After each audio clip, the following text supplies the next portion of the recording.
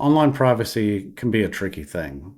If you've ever fallen down this rabbit hole, then you know there's a lot of roadblocks that can easily make you feel hopeless. You hear something like use NordVPN to protect yourself from data breaches, hackers, man in the middle attacks.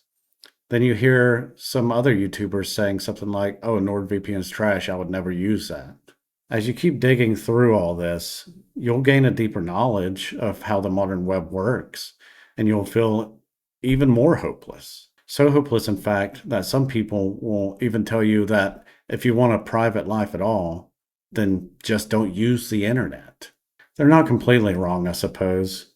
But in my view, when it comes to this topic, there are really three roads you can go down.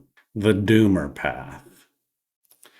This is someone who's seen the news. They've seen the articles about Facebook, Google, and the NSA collecting all their data and watching their movements online. They aren't really big tech people, and their main internet usage is usually through a cell phone, just scrolling social media, shopping, or looking up random bits of information. They know the system is messed up, but they can't be bothered to even change their web browser. They don't see any point in really trying to resist, so they just give in. Because fighting Google or the NSA, that's a war that they'll never win. Path 2, the pragmatist. The pragmatist is someone who uses the tools that give them something, really.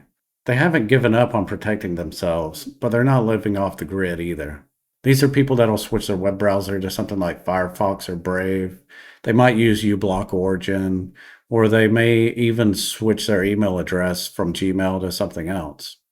These things will give you like a visual effect, a tangible feeling that you've done something. If you switch from Gmail, you won't be getting like ads most of the time. If you switch even like Proton, I don't think even the free model, I think you don't get ads in your mailbox. With something like uBlock Origin, you'll get less ads.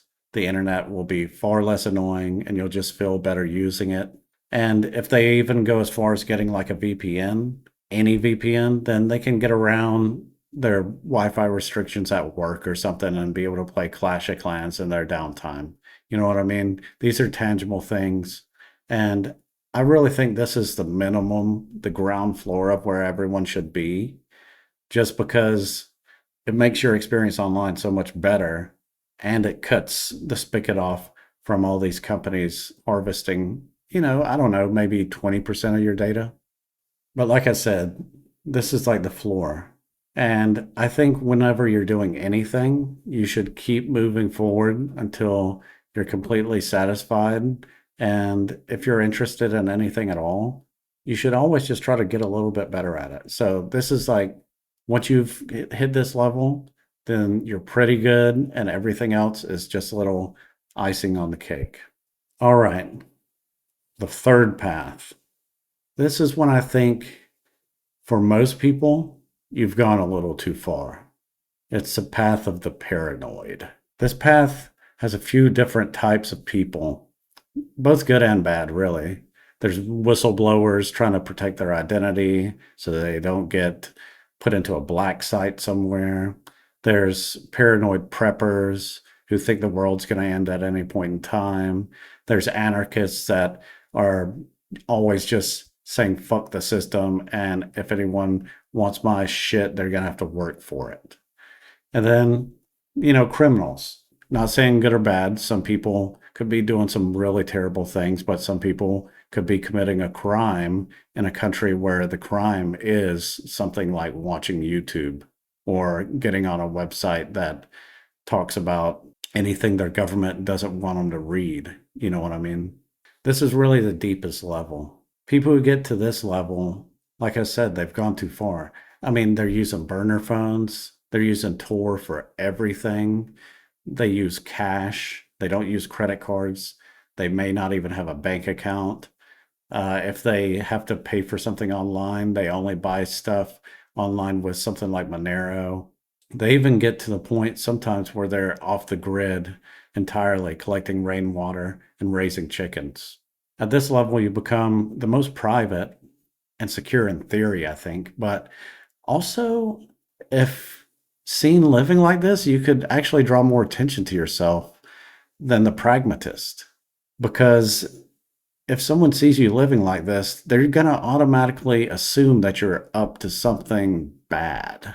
This is a path where privacy is no longer something you're concerned about. It's part of your personality. You live and breathe it. It's an obsession, and most people can't sustain it. This digital isolationism is incompatible with most of modern society. Your job may need you to use some closed source video software. Your friends and family may use iMessage, and they're not going to download Signal just for you. Your school could require something like Google Classrooms. There's tons of examples where you just can't get around certain things. So you'd have to exclude yourself from society altogether. And in this way, are you really that much better than the doomer? I mean, you're not feeding the system, but you're not in the system either. Like I said before, I think that everyone should aim to at least be the pragmatist. Switch your web browser, block ads, get a password manager that isn't tied to Google or Apple. Try to use open source software if you can. I mean, not all open source software is good, but at least you can find stuff that's not going to charge you a subscription 2 months into the future. And all of this really just takes like a weekend, even if you're not very technical. It's like one weekend, a couple hours, switch everything, you're good to go. But I also say don't stop here. Keep walking the path. You don't have to be in a mad rush, but every once in a while, take a look at one of those services you use and look up if there's like an alternative that's better. A lot of times there is. And be mindful of your choices, especially if you get closer to the paranoid end of the spectrum. Some choices will definitely involve you giving up something. And you'll have to ask yourself, is this change really worth it? The bigger picture in all this, I think, though, is that every step you make towards privacy creates a higher demand for services and other applications that respect that. The more people that start using something like Signal, the easier private messaging gets, and the more hesitant companies become when it comes to harvesting data. But you're not just protecting your own privacy. You're casting a vote for what you think the internet should be in the future. A digital utopia isn't something we're ever going to achieve.